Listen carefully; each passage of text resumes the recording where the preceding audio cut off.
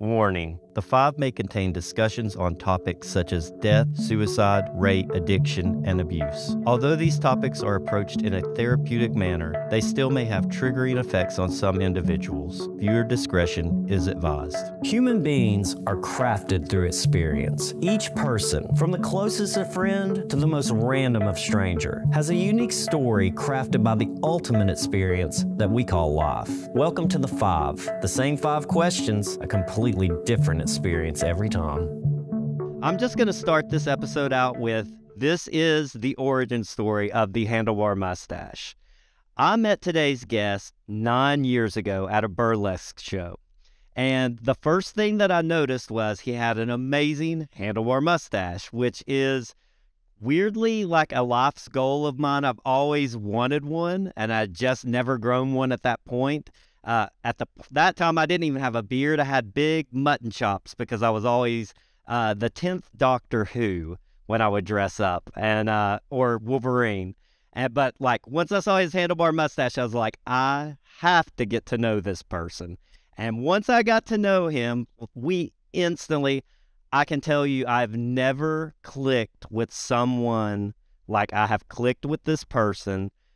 We just literally bonded that night, and he's one of my very best friends. He is like strangely almost kind of like a father figure to me in weird ways, because I call him Daddy Chad, because he's the responsible one that kind of babysits me sometime. And when I feel like I can't do something, I will always follow Chad's advice. He could tell me something crazy and I would be like, if he said it, I'm going to give it a shot. So why don't you introduce yourself and tell us a little bit about yourself? Hi, I'm Chad. Like Brad said, I've known him for like 9 years. And we met at a burlesque show. I think I had just gotten out of a long relationship where I kind of lost my entire friends group. And that kind of, sucked. And I had a friend that I'd met in college that we kind of always got along, but we never really hung out. And just on a whim, I reached out to this friend and said, "Hey, we should hang out sometime. Like I saw my friends and we always got along. Do you want to hang out?" And he was like, "Yeah, I'm going to this burlesque show with my girlfriend on Valentine's Day, if you want to come." And I said, "All right, I'll see you there." And lo and behold, I think his girlfriend invited you, his girlfriend at the time, they're married now, but invited you. And then, we just, it was, I think, my first burlesque show. I think it was your first burlesque show. And we kind of bonded just being the odd ones out in the group. And then I think, if memory serves, by the end of that, you were on stage without a shirt on dancing and won our mutual friend a septum piercing. So I think that's how that all went down. That is actually how that all went down. It was my first on-stage strip. Not the last. I did learn, though, do not throw your clothes into the audience because you do not get them back. Yep.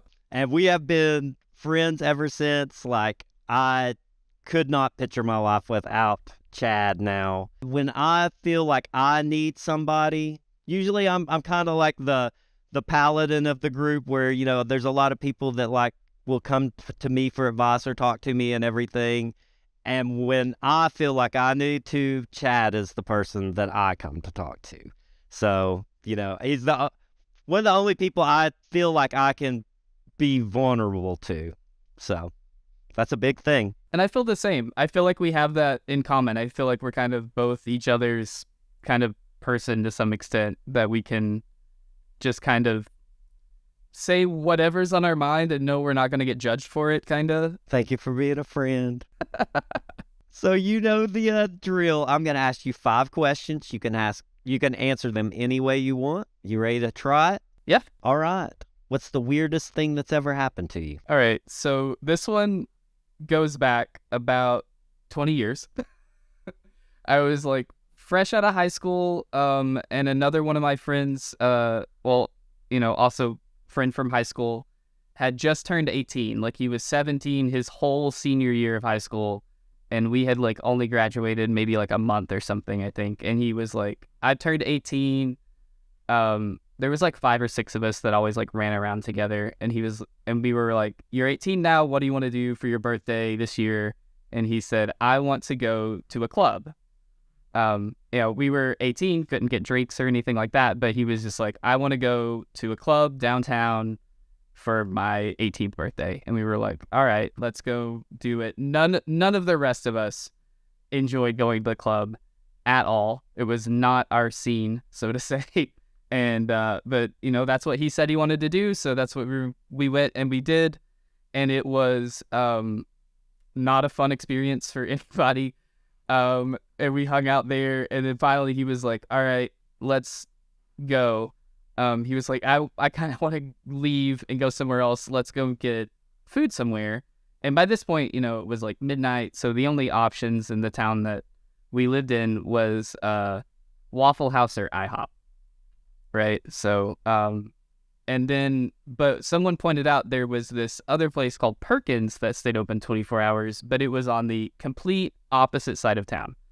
And so I was driving. That was kind of my designated role in kind of our friends group, as I drove everywhere, because I think I was the only person with like a 4-door car. And I'd forgotten about this until I was thinking about this story earlier. We were walking to the parking lot, and this drunk guy tried to pick a fight with my friend whose birthday it was, Steven. And this drunk guy just came up and just like was yelling at him and and my friend was like, he was a very charismatic and very like, I don't know, easygoing guy or whatever, and just kind of like talked to this guy down into just being buddies. And I think it ended in like them having a hug.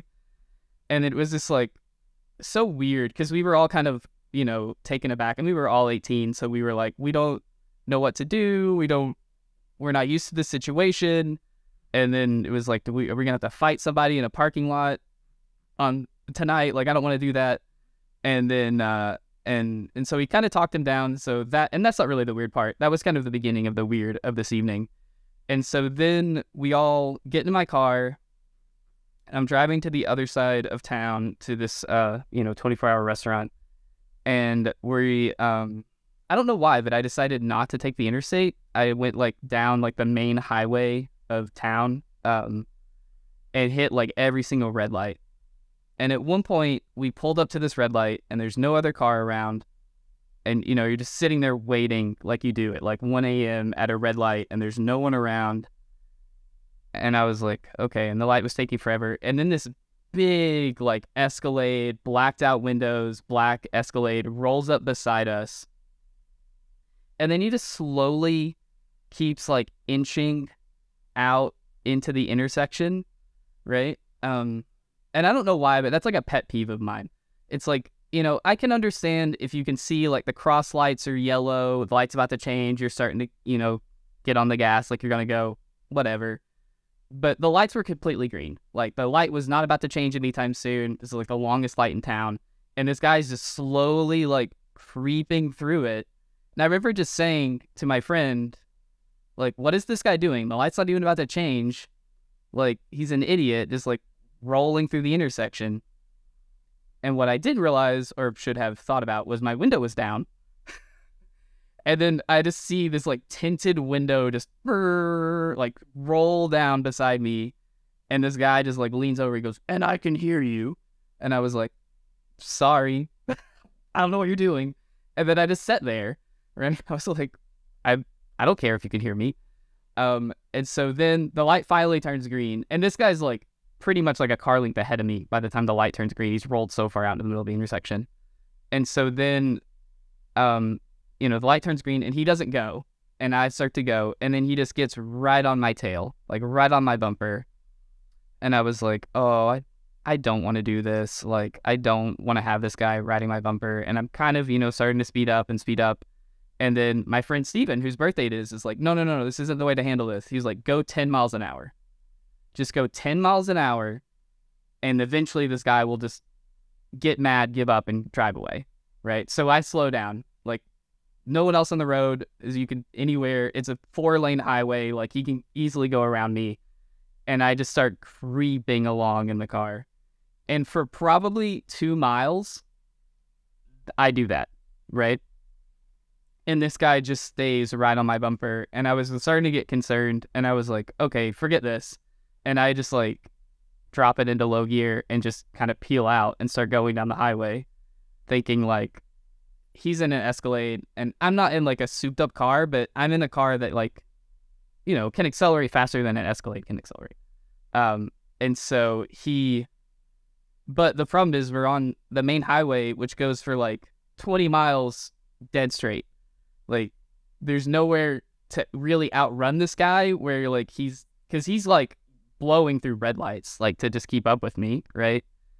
And so then we finally get to a major crossroad on the highway, and the light turns red, and there's actually some other cars around, and I just decide like, I'll just take this as a right on red.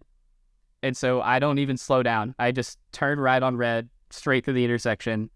And he keeps following me, and I just keep going. And eventually we end up in this like high speed chase of this guy just like chasing me, and I'm like driving all around town. I mean, this has been going on for like 20 minutes now at this point, where this guy has been chasing me and I've been driving around trying to lose him.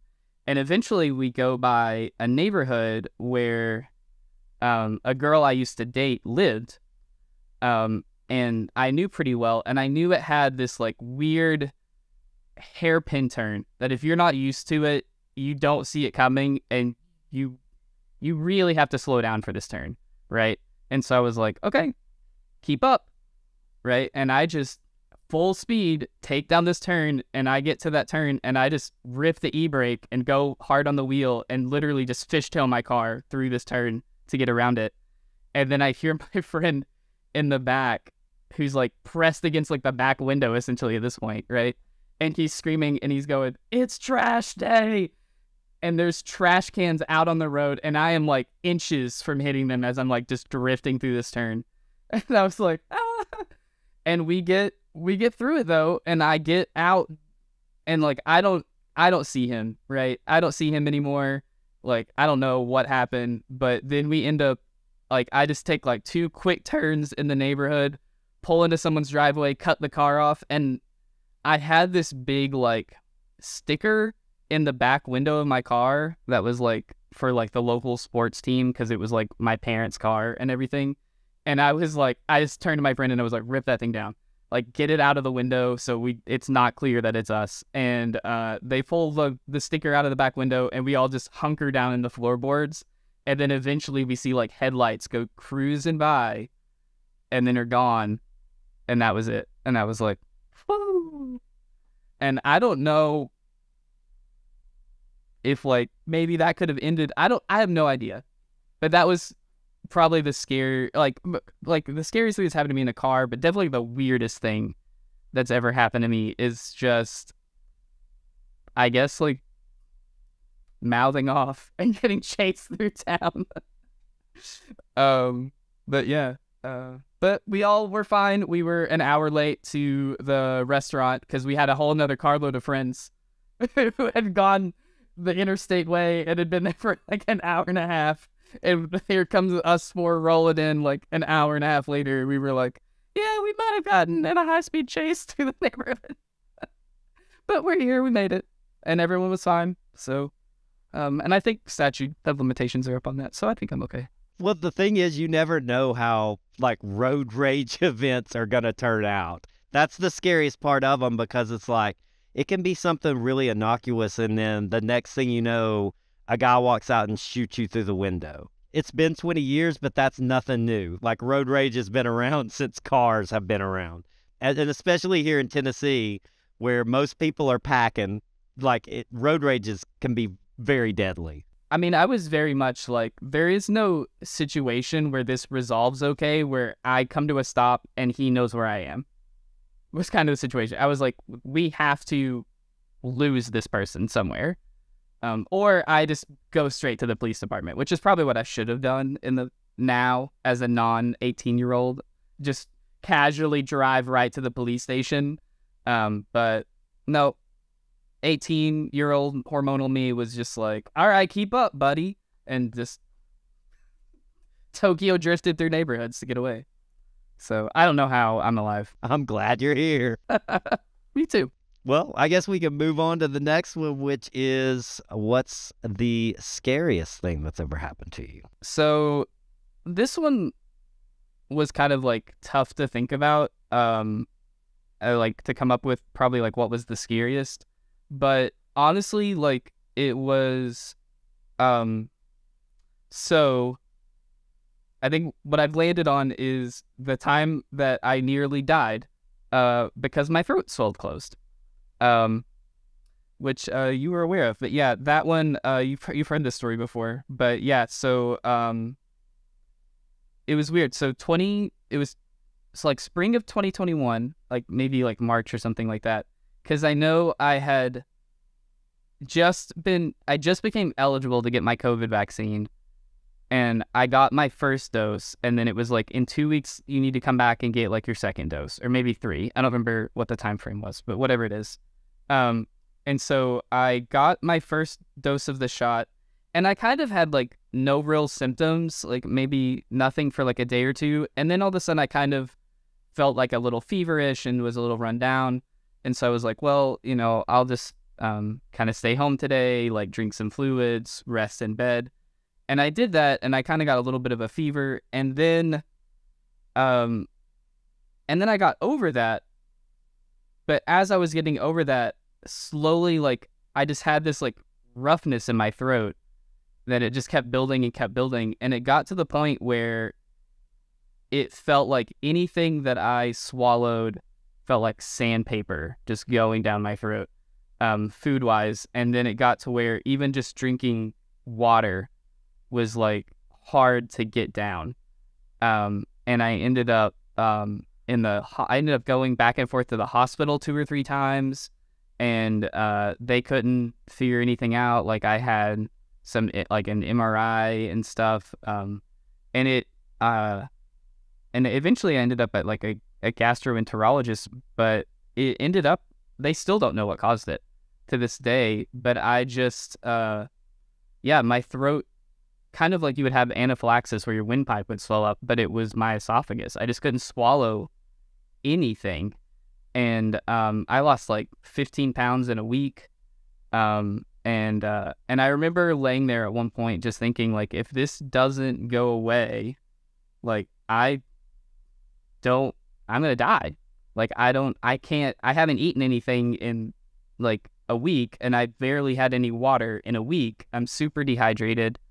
And I ended up, I think the second time I went to the ER, they did give me IV fluids because I was so dehydrated and stuff, and that helped. And then eventually it just went away. But I remember just sitting there thinking, like, well, this is it. This is how I'm going to die, just like unable to eat, even though, I'm at home with food and I can go to the hospital, but I go to the hospital and they don't really do anything to help. So I guess that was kind of it. I've been like, I've had like a couple other times I've gotten kind of sick recently where I've kind of like been pretty bad off, but that was probably the worst that I've ever been, where I really started thinking like, okay, what do I have to do with like my stuff, right? With my animals, like what's in my name that I have to like start to figure out where it's going to go if this doesn't get better. So yeah, as like an early 30-year-old, that kind of, I guess, hits you pretty quick, is like being stuff you hadn't really thought about, but all of a sudden you need to. So I didn't know that you'd went to the doctor or to the hospital that many times. That has to be scary when you go in and they're like, we don't know what's going on. Yeah. That you go there, and even if they tell you, oh, you're having an allergic reaction or something like that, you can kind of work it through in your brain and say, okay, it's allergic reaction. If I can survive it, I'm good. and they can give you something for that, right? Yeah, but if they're like, oh, we have no idea what this is, you're just like, this might not end. This may just end with death. That's terrifying. It was like a week where I was like back and forth to the ER. You know, I lost all that weight. I was getting really worried. And then they were like, we're going to send you to a gastroenterologist who they're going to do an endoscope to try and see what's going on in there. But by the time I could like get in and go, it was like 2 weeks later, like from when, and I was already like kind of eating again and I was starting to feel better. But I still like obviously went to see if they could see what had happened or anything.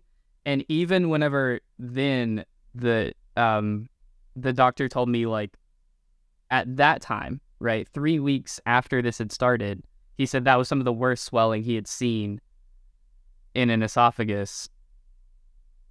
And that was me like 3 weeks better. So it was like, I was like, yeah.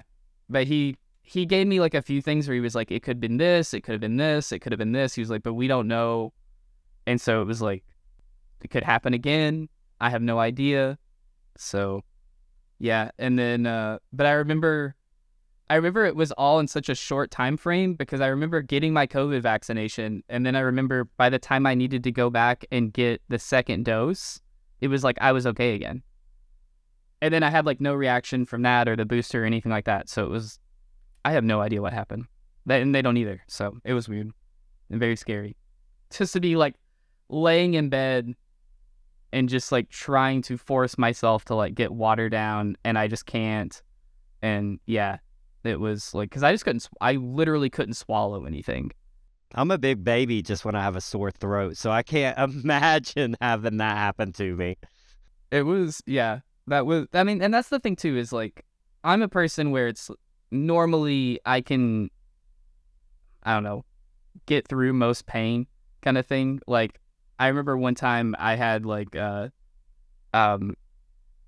strep throat and my tonsils had swelled up and I had been ignoring it for like a month or something because I was like a student. I didn't really have health insurance. I didn't really like want to go to the doctor about it or anything. I was like, I'll get better. And it just wasn't getting better. And eventually my mom like just made me go to the doctor. She's like literally picked me up and just drove me to the ER and made me go see a doctor. And I went in and they were like, what's your pain on, you know, the scale 1 to 10 or whatever. And I was like, oh, it's like a 3. And then when the doctor came back and looked at my throat, they were like, do you want pain medicine? And I was like, no, I'm okay. And they were like, are you sure? And so this is at an ER where first off, they don't like to give out pain medicine, right? Because most people are seeking pain medicine. And that was the first thing they offered me when they looked at my throat. And to me, it was like, oh, it's not very painful. And they were like, do you want something right now? We'll give you something right now. And I was like, oh, okay, just an antibiotic shot will be fine. So yeah, I don't know. I can normally tough through a lot, but that was not something I could tough through. I guess we can move on to what's the most memorable moment of your life so far? All right. So this one is memorable because it was kind of traumatic and it's kind of something that lives with me even to this day. But it was doing my PhD defense. So like I remember, so for anyone who's unaware, right, the typical way this works is, you know, you have a project, you've been working on it, you've been doing all this research, you typically put forth a proposal that you have a committee of like professors that sit over your dissertation, and they will, you know, approve what you're doing, and then at the end you present it all and they say, yes, this is good enough work, or no, this isn't good enough work, you need to go do some more, right? And that pretty much is you get to become a doctorate, or you don't get your doctorate, right? And normally the way that's done is in a big, you do the presentation in a big open like lecture room, right? Like anyone from the general public, anyone of your peers, anyone in the department, wherever can come. And then you give your talk, they ask questions, you know, they kind of grill you on your knowledge. You kind of do your defense, you defend your work. And then in the end, they have you step out in the hall, everyone leaves, and then there's some deliberation from your committee, and then typically they come out and most of the time they give you a handshake and say, congratulations, you're a doctor now, and it's a big hoopla and all this kind of stuff. So I defended my PhD in the summer of 2020. So like the height of COVID. So there was no open forum. There was no open room. It was all virtual, right? So I was literally sitting where I am today, looking at this camera, giving my defense to pretty much just my committee, and like I think like my mom like joined the call as like the only person really like outside of the academic world who was there to kind of like there for me, so to speak. And then there was no kind of pop-in circumstance kind of thing. It was kind of like I just gave my talk, I answered my questions, they kicked me off a Zoom call, and then I got a text message that said, congratulations, you passed. And that was it. And then I was just at home. Like, and it was just so like, because like, you expect, I guess, like all of this kind of like celebration and party and this achievement that you've been working on for, in my case, like, going on like 10 years worth of my entire academic career to come to this point. And instead it was, I was just by myself, and that was it. And then also like for it, you're supposed to have like a hooding ceremony, which is the kind of more like the graduation walk, so to speak, where you're given like all your regalia for becoming a doctorate. And all that was canceled due to COVID. So that was never done. And I think it's just like the memory of like, I guess just that text message, and then me just kind of being like, all right, I guess that's it. So I'll wait on a piece of paper in the mail at some point, and that's the most it'll be. I don't know. That's the most memorable, and it's just because it was so not exciting. That kind of sounds sad and kind of sounds like, oh me, boo-hoo, but I mean, it was kind of like I've been working at this thing. I literally still kind of have like PTSD from the stress and the trauma of like this process that is grad school. Look up suicide rates for grad students, by the way. And it really takes its toll to then just have like all of the finality of it kind of snatched away. Was really sad, I guess. But anyway, so yeah, I think that's my most memorable moment. I'll never forget how not memorable that was. There's so much like during COVID that, you think about like all the proms and all the graduations and all the weddings and all the funeral, like, there was so many funerals that happened that people couldn't go to, like see their loved one at a funeral. And, and like your graduation, you worked so hard for this, and you can't help but feel a bit cheated out of the whole thing, and you're valid in feeling cheated out of it. There is, at any other year of your life, if you'd have done the same thing, it would not have been that so lackluster and kind of lonely. Like it was, 2020 is just a lonely year anyways. It sucked all the happiness already. And then on top of that, when something like that is supposed to be a momentous occasion just gets like snuffed, I could 100%, you're 100% valid in feeling cheated on that. And that was the thing too, is because like I had been, this, like I had kind of, whenever I was working up to that and trying to get it for like nearly like 9 months leading up to that, I had withdrawn from like most like of my like coming like to hang out with anybody or any of my social things. And then of course COVID started, but that didn't really even change my life at that point, because I was just living in a little hole working away at my dissertation. So then to think like, I was thinking the light at the end of the tunnel, and then to kind of just that was gone. It was just more tunnel. So yeah, that was pretty rough. But yeah, I don't know. I think I think I need to probably talk to my therapist about that, because that just still sits with me pretty hard. But and then yeah, you were talking about like funerals. That's a good segue into the next question if you want to ask it. What's the saddest thing that's ever happened to you? In the same vein of saddest, like I guess these last two could kind of go hand in hand or whatever, kind of. But so at the start of my grad program, actually, my paternal grandfather passed away very suddenly. There was no indication that he was ill or anything. He literally like stayed up late, I think, watching the Lady Vols play basketball, and then went to bed and never woke up. And I remember my dad calling to tell me, and it was like, I guess maybe early November. I should know the date, but I don't know it off the top of my head. That he passed away, and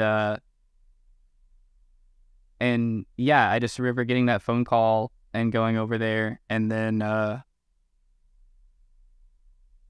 and I had never. My dad's kind of like a very stoic guy. He's not really what I would call like a man's man, so to say, but he's a person who doesn't show emotion very much. I'm kind of in a similar, I guess I get that from him as well. But to see him just destroyed, right? I mean, that just wrecked him. And that was really rough to go through. And then actually right at the end of my graduate program, right before I defended that summer, right before COVID actually started, my maternal grandfather, so my mom's father, he had been really sick, and we kind of knew, like, he was getting sick and was never going to get better. And they kind of put him on hospice care, like in home, in January of 2020. And then I kind of actually took a little bit of a break. I was supposed to defend my PhD that spring, and I ended up pushing it to the summer because he got so sick. I needed to be over there to help take care of him, because it was really like just me and like my mom and my aunt and my grandmother. But like, he needed to be, it got to the point where like he had to be like lifted out of bed to be able to like go to the bathroom and stuff like that. And so it was really, I kind of needed to be over there almost every day helping try and take care of him.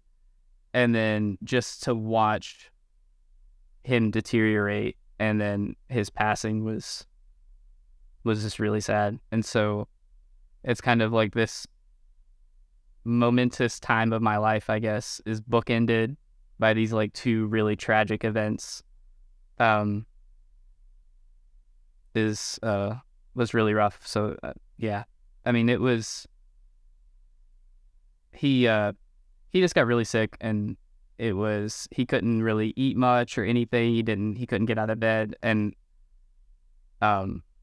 it just got to the point where I think near the end, I think he weighed something like 82 pounds or something like that. And it was just really troubling to watch. And then I was there actually when he passed. It just got to the point where he was kind of non-responsive and stuff. And then we eventually had a nurse come in, and she kind of was kind of moving and checking him out and stuff. And then his heart just kind of stopped, and that was it. And that was really rough to go through as well. Both of them, I think, like, meant a lot to me, still mean a lot to me. But yeah, just really kind of tragic to watch that life kind of just fizzle out, I guess. But you're a really good grandson to go over and take care of him like that. That's not easy. That's very hard work.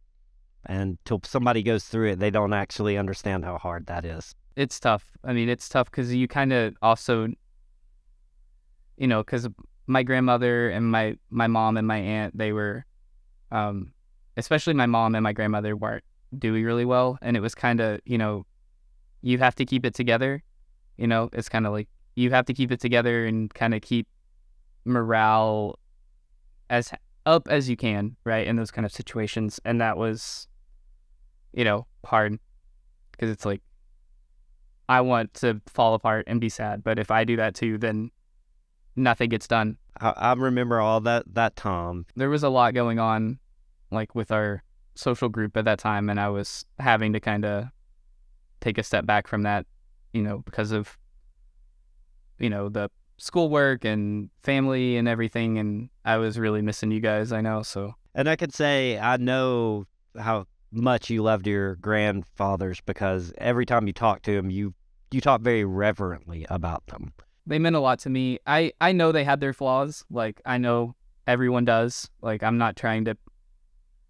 don't necessarily hold these people up on like a pedestal, but I do look at some of the positives that I can take from their lives and try and bring that into mine. I do think of both of them as being pretty influential to how I live my life. It kind of leads into the last question, which is, based on your life experience so far, what's the best advice you can give the people out there listening? So this one was the easiest question to answer out of all of them for me. I think I remember whenever I saw the first one of these that you did, I saw this question, and this was the first one that I thought, okay, I know exactly what my answer would be on this one.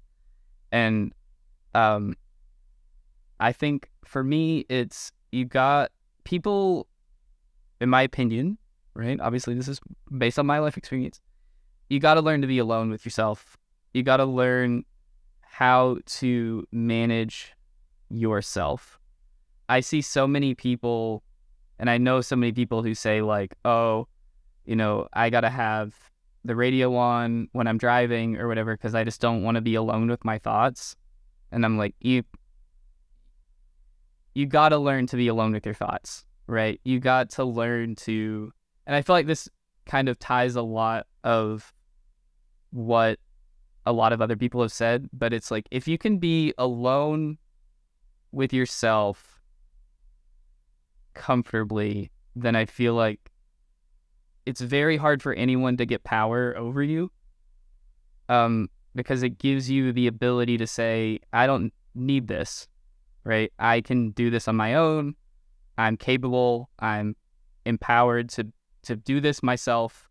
And then you are able to kind of welcome people into your life, right? Rather than being people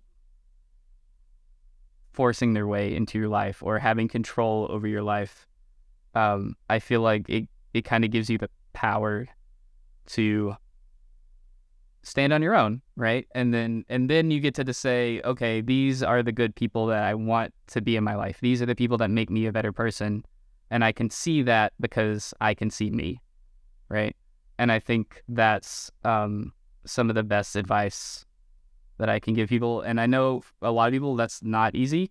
I'm not saying this is like a simple thing, but I would say it's something everyone should be working towards. If you're not there, you should really be trying to be okay being alone and then be happy with the people that you have in your life. Well, I can kick in actually and say I've learned and I'm learning. I'm not good at it yet, but I've learned something from you over the years that's actually helped me a lot.